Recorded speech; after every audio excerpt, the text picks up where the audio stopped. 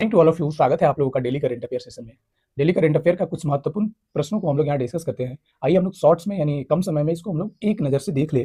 तो पहला प्रश्न है, रक्षा अनुसंधान विकास संगठन ने हाल ही में मानव रहित हवाई वाहन से किस मिसाइल के हवा से जमीन और हवा से हवा के मोड में अंतिम सफल परीक्षण की है? तो ये ऑप्शन नंबर ए यानी प्रिसाइजेड गाइडेड मिसाइल, जिसमें ULPGM-V3 से इसका नाम है। तो ऑप्शन नंबर ए इसका सही उत्तर हो जाएगा। अगला प्रश्न है, सर्वोच्च न्यायालय ने सुप्रीम कोर्ट ने नागरिकों के जीने के अधिकार आर्टिकल 21 के तहत किस समस्या से निपटने के लिए संस्थागत परिसर में उन्हें हटाने की मंजूरी दी है?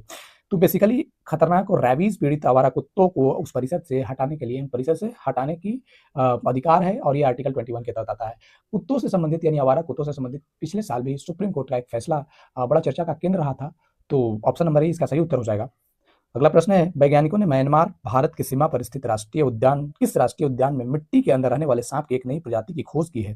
तो सांप की जो नई प्रजाति है वो बेसिकली उसका नाम थोड़ा सा टेढ़ा है, लेकिन ये किस पार्क में सबसे इंपॉर्टेंट है कि किस पार्क में इसकी खोज हुई है? तो ये option number B Murlen national park, ये मिजोरम में स्थित है और ये बॉर्डर पे है, कुछ हिस्सा म्यांमार में है और भारत में है। तो ऑप्शन नंबर बी इसका सही उत्तर हो जाएगा। अगला प्रश्न है, पारंपरिक चिकित्सा पद्धति को बढ़ावा देने के लिए वित्तीय सहायता को पारदर्शी बनाने के लिए सरकार ने कौन सा एक नया पोर्टल लॉन्च किया है? तो ये आयुष अनुदान पोर्टल, जो पारंपरिक औषधियों और आयुर्वेद के सिद्धांतों से या एलोपैथ के सिद्धांतों से जो इलाज किया जाता है उसको बढ़ावा देने के लिए सरकार ने एक पोर्टल लॉन्च किया है, जो ऑप्शन नंबर है इसका सही उत्तर हो जाएगा। अगला प्रश्न है, प्रत्येक वर्ष 22 मई को मनाए जाने वाले अंतर्राष्ट्रीय जैव विविधता दिवस 2026 की थीम क्या थी? तो 2026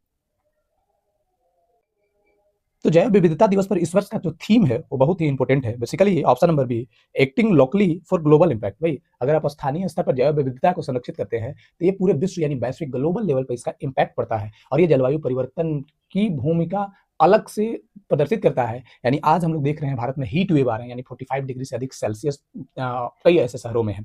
अगला प्रश्न है कि ऑस्ट्रेलिया से हटने के बाद अब 2026 में कॉमनवेल्थ गेम राष्ट्रमंडल खेलों का आयोजन कहाँ किया जाएगा? पहले 2026 में जो आयोजन होना था वो अमेरिका के ऑस्ट्रेलिया के विक्टोरिया में आयोजित होना था, लेकिन अब इसका वेन्यू यानी स्थान बदलकर स्कॉटलैंड के ग्लासगो में कर दिया गया है।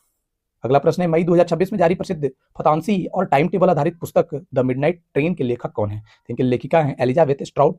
ये भारत में बेस्ट सेलर बुक है और ये बुकर प्राइज भी जीत चुकी हैं। अगला प्रश्न है, आरबीआई द्वारा वर्तमान में रुपयों को मजबूती देने के लिए आर्थिक स्थिरता बनाए रखने के लिए बैंक का मुख्य ध्यान किस बात पर है? तो ये इन्फ्लेशन को नियंत्रित करना यानी मुद्रास्फीति को नियंत्रित करने पर यह ध्यान है। तो ऑप्शन नंबर बी इसका सही उत्तर हो जाएगा। तो आज के लिए महत्वपूर्ण एमसीक्यू के माध्यम से जो करंट अफेयर बनते थे उसका डिस्कस हम लोग किए। अगर आपको अच्छा लगा होगा तो आप इस वीडियो को लाइक और शेयर जरूर कीजिएगा, और अगर आप चैनल पे नए हैं तो जरूर सब्सक्राइब कीजिएगा, क्योंकि सब्सक्राइब नहीं करते हैं तो इससे मनोबल भी टूटता है। और स्टडी से रिलेटेड जो भी वीडियो हम लोग, क्योंकि मेहनत करें करंट अफेयर को दिन भर में आप लिखिए। बस इतना ही कहूँगा। थैंक यू, धन्यवाद।